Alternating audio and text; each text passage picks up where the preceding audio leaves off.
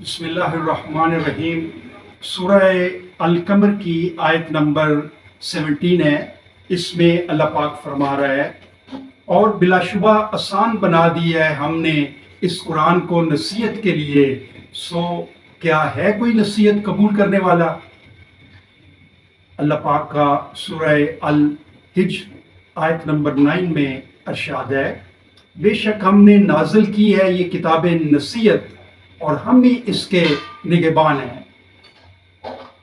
اس کے علاوہ اللہ پاک سورہ قیامت میں آیت نمبر 19 میں فرما رہا ہے، یقیناً ہمارے ذمے ہے اس کو جمع کرنا اور اس کو پڑھوانا، لہذا جب ہم اسے پڑھ رہے ہوں تو غور سے سنو اس کی قرت کو، پھر یقیناً ہمارے ہی ذمے ہے اس کا مطلب سمجھا دینا بھی۔